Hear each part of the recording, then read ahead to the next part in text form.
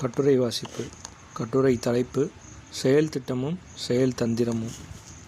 என்ன, எது, எவ்வளவு, எவ்வாறு, எங்கே, எப்போது, யார், யாருக்கு என்னும் இவை போன்ற வினாக்களுக்கு விடைகளை தேடுவதில்தான் வெற்றிகரமான திட்டமிடுதல் நிகழும். ஆற்ற வேண்டிய கடமைகள், அடைய வேண்டிய இலக்கு, எதிர்கொள்ள வேண்டிய சவால்கள் போன்றவை தொடர்பான புரிதல்கள் ஆகியவற்றை அடிப்படையாக கொண்ட தொலைநோக்கு பார்வை முதலியன திட்டமிடுதலில் மிகவும் இன்றியமையாத அடிப்படை கூறுகளாகும்.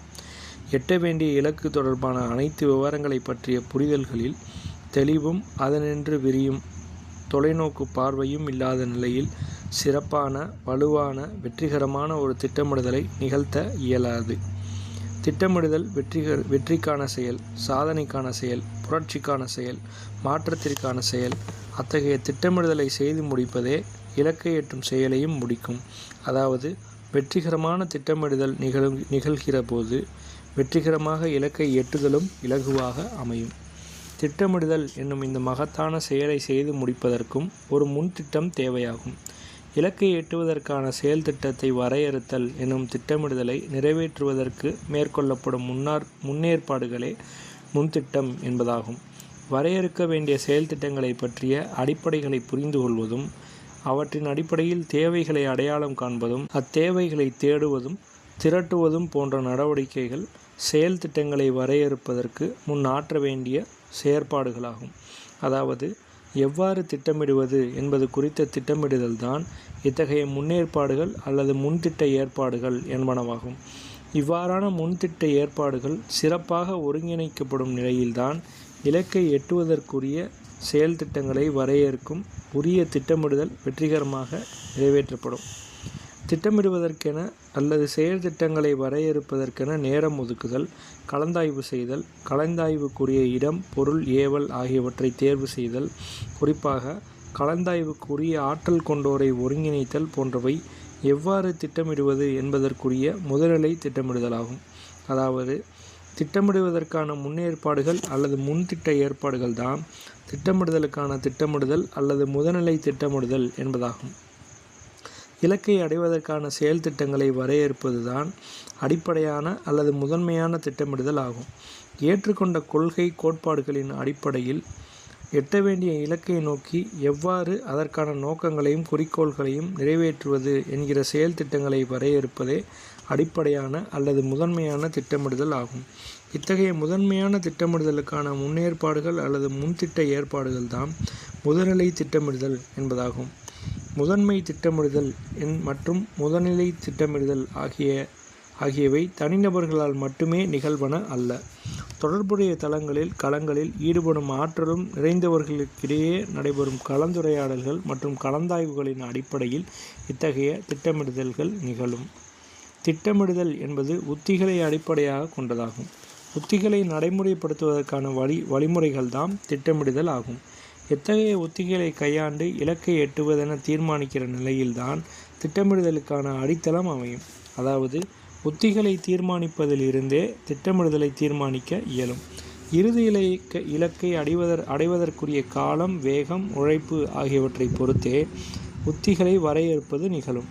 அதாவது, உத்திகளை வரையறுப்பதிலும் திட்டமிடுதலை வகுப்பதிலும் காலம், வேகம் மற்றும் உழைப்பு ஆகியவை மிக இன்றியமையாத பங்கை வகிக்கின்றன. இறுதியில் நிறைவேற்ற வேண்டியதை வெற்றிகரமாக செயல்படுத்துவதற்கு கால அளவுகளும் தீர்மானிக்கும் ஆற்றல்களாக விளங்குகின்றன. அதாவது, குறுகிய கால அளவுகளில் செய்து முடிக்க வேண்டியவை, நெடுங்கால அளவுகளில் செய்து முடிக்க வேண்டியவை என அடுத்தடுத்து செய்ய வேண்டியவை எல்லாம் காலத்தையே அடிப்படையாக கொண்டு வரையறுக்கப்படுகின்றன. குறிப்பிட்ட கால வரம்புக்குள் நிறைவேற்ற வேண்டியவற்றை அடையாளம் காண்பதும், அவற்றுள் உடனடியாக செயற்படுத்த வேண்டியவற்றுக்கு முதன்மைத்துவம் அளிப்பதும், அவற்றை வரையறுக்கப்பட்ட உரிய காலத்திற்குள் செய்து முடிப்பதும் போன்ற நடவடிக்கைகள் யாவும் கால அளவுகளை கொண்டே தீர்மானிக்கப்படுகின்றன. ஒரு புள்ளியில் தொடங்கி ஒரு புள்ளியில் முடிவடையும் ஒரு செயலை நிறைவேற்றிட தொடங்கும் புள்ளியிலிருந்து முடியும் புள்ளி வரையிலான இடைவெளியில் வெவ்வேறு கால அளவுகளிலும் வெவ்வேறு வேக அளவுகளிலும் வெவ்வேறு உழைப்பு அளவுகளிலும் செயல் திட்டங்களை வரையறுக்க வேண்டிய சூழல்கள் அமையும். அதாவது, காலம், வேகம், உழைப்பு ஆகியவற்றின் அளவுகளை குறைத்தோ கூட்டியோ செயலாற்ற வேண்டிய நிலையில் அவற்றுக்கான செயல் வகைகளை வரையறுப்பதுதான் உத்திகள் என்பனவாகும். இத்தகைய செயல் வகைகள் எனப்படும் உத்திகளை வரையறுப்பதில் பொதுநோக்கு மற்றும் தொலைநோக்கு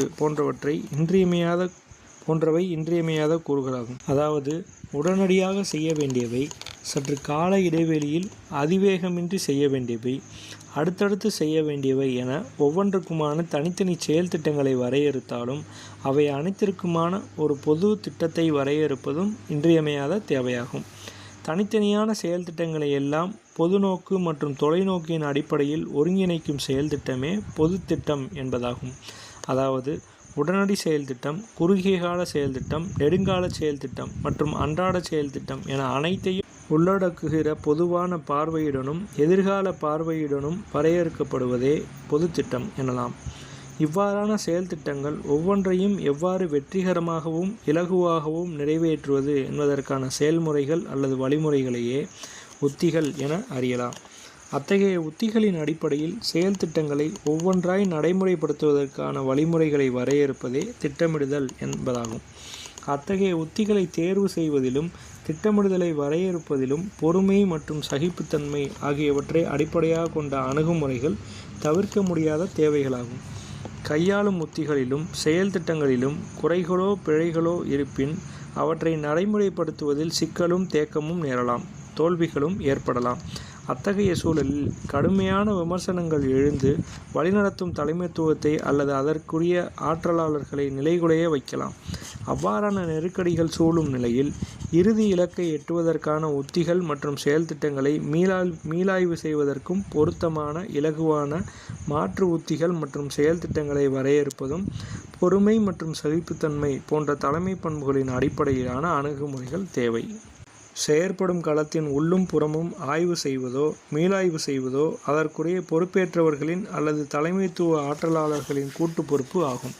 அதாவது களத்திலும் மீளாய்வு செய்வதும் அத்தகையோரின் கூட்டு பொறுப்பாகும். இவ்வாறான கள ஆய்வுகள் மற்றும் மீளாய்வுகளில் இருந்துதான் வெற்றிகரமான உத்திகளையும் செயல் திட்டங்களையும் வரையறுக்க முடியும். குறைகளையும் பிழைகளையும் முற்றிலும் களையும் வரையில் மீளாய்வுகளை செய்ய வேண்டியிருக்கும். அதற்குரிய பொறுமையும் சகிப்புத்தன்மையும் கொண்ட அணுகுமுறைகளை கையாளவில்லை என்றால் பொருத்தமான உத்திகளை வகுக்கவோ வலுவான செயல் திட்டங்களை வரையறுக்கவோ இயலாது போகும்.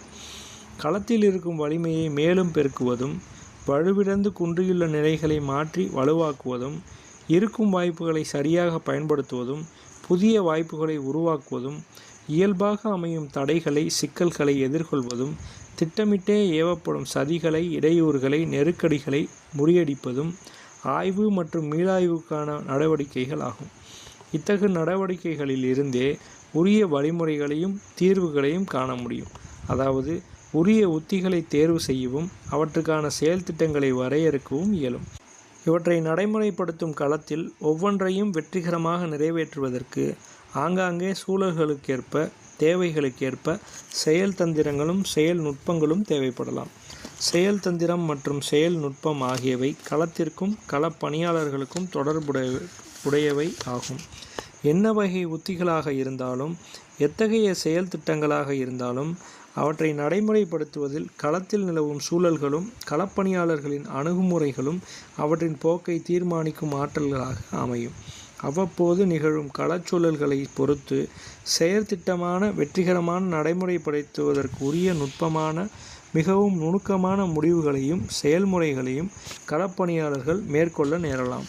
களப்பணியாளர்கள் கையாளும் இத்தகைய நுணுக்கமான முடிவுகளும் செயல்முறைகளும் தான் செயல் தந்திரங்கள் மற்றும் செயல் நுட்பங்கள் என்பதாக அறியப்படும். குறிப்பிட்ட ஒரு களத்தில் குறிப்பிட்ட ஒரு புள்ளியில் தொடங்கி ஒரு குறிப்பிட்ட இலக்கை அடைவதற்கு இடையில் இவ்வாறான களப்பணிகள் இன்றியமையாத பெரும்பங்கை வகிக்கின்றன. அதாவது எடுத்துக்கொண்ட நோக்கங்கள் மற்றும் குறிக்கோள்களை நிறைவேற்றுவதற்கு அல்லது இறுதி இலக்கை எட்டுவதற்கு கையாள வேண்டிய வழிமுறைகள் என்னும் செயல்வகை அல்லது உத்திகளை வகுப்பதும் அவற்றின் அடிப்படையில் செயற்படுத்தும் நடைமுறைகள் என்னும் செயல் திட்டம் அல்லது திட்டமிடுதலை வரையறுப்பதும் காலச்சூழல்களுக்கேற்ப கையாளப்படும் நுணுக்கமான பொருத்தமான முடிவுகள் அணுகுமுறைகள் என்னும் செயல் தந்திரம் மற்றும் செயல் நுட்பம் ஆகியவற்றை தீர்மானிப்பதும் போன்ற களப்பணிகள் மக்களை அமைப்பாதல் நடவடிக்கையிலும் மிக மிக இன்றியமையாத பங்களிப்பை செய்கின்றன. இத்தகைய களப்பணிகள் யாவும் வெற்றிக்கு திட்டமிடுவதாக அமையும். வெற்றிக்கு மட்டுமின்றி தோல்விக்கும் திட்டமிடுதல் உண்டு. திட்டமிடாமலேயே களமிறங்குதல்தான் தோல்விக்கான திட்டமிடுதலாகும். உத்திகளை வகுக்காமல், செயல் திட்டங்களை வரையறுக்காமல், செயல் தந்திரங்களையோ செயல் நுட்பங்களையோ கையாளாமல் நோக்கங்களை நிறைவேற்றவும் இலக்கை அடையவும் முயற்சிப்பது தோல்விக்கான அல்லது வீழ்ச்சிக்கான திட்டமிடலாக அமையும். மாறாக தேவையான வலுவான செயல் திட்டங்களும் கமுக்கமான நுணுக்கமான செயல் தந்திரங்களும் களத்தில் நடைமுறைப்படுத்தப்படும் நிலையே வெற்றிக்கான திட்டமிடலாக அமையும். உத்திகளும் திட்டங்களும் உருவாகும் செயற்களத்தில், வெற்றி உடன் கிட்டும் கையாளும் உரிய செயல் தந்திரத்தில்